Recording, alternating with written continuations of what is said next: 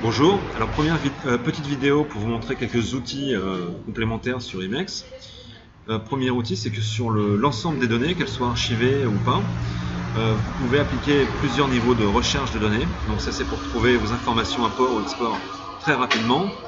Exemple, je tape 20, là dans ce tableau, toutes les données concernées, le 20 s'affiche en jaune, mais moi je veux affiner ma recherche, donc je choisis n'importe quelle colonne et je vais saisir dans les colonnes n'importe quel critère de recherche complémentaire. Par exemple, je veux les exports qui commencent par 2, la matière qui commence par TI, donc je vais affiner ma recherche comme ça. Donc l'outil de recherche sur toutes les données, sur des périodes pour tout ce qui était archivé, et vous avez des résultats très rapides. Ensuite, je peux appliquer des niveaux de filtre dans mes tableaux. Par exemple, je cherche mes exports qui finissent par 0,1. Je veux également, dans mes désignations matières, je veux des désignations matières qui contiennent le mot pot. Je vais mettre PEA, pot, et je fais OK.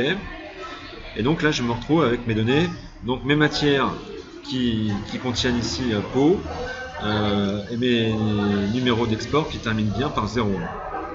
Donc là, je filtre mes données. Je peux évidemment cumuler des recherches avec des filtres.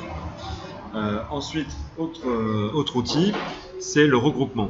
Donc là, par exemple, moi je veux mes exportations triées par numéro d'importation. Donc j'ai plus qu'à, avec la souris, faire glisser les titres de colonnes, les mettre dans la partie du haut, et tout de suite, je vais avoir mon regroupement de données.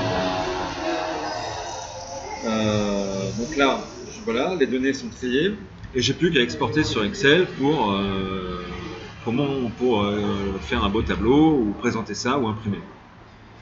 Ensuite, vous avez d'autres outils, comme par exemple, lors de l'importation de matière, lorsque vous recevez vos factures d'importation par votre fournisseur, nous avons un outil, un module, qui permet de lire ces factures sur PDF, de prendre les données qui sont sur ces factures, les amener sur Emacs sous forme d'un tableau. Et ce tableau vous permettra de pointer les données qui ont été importées, donc rapidement. Tableau aussi qui peut vous permettre de saisir rapidement la nomenclature de la douane et d'autres informations que vous voulez ajouter sur chaque ligne article d'une importation. Donc ça fait un gain de temps énorme évidemment, puisque du coup il n'y a plus de saisie, il n'y a que de la vérification. D'autres outils, si on l'a déjà vu dans d'autres vidéos, c'est le code QR sur tous les documents qu'on peut imprimer. Par exemple, vous sortez une archive d'un dossier d'importation, vous scannez avec votre PC, vous avez un lecteur approprié ou votre smartphone, et vous accédez directement au dossier d'importation. Donc là, ce sont quelques outils, il y en a bien d'autres. Voilà. Merci de votre attention.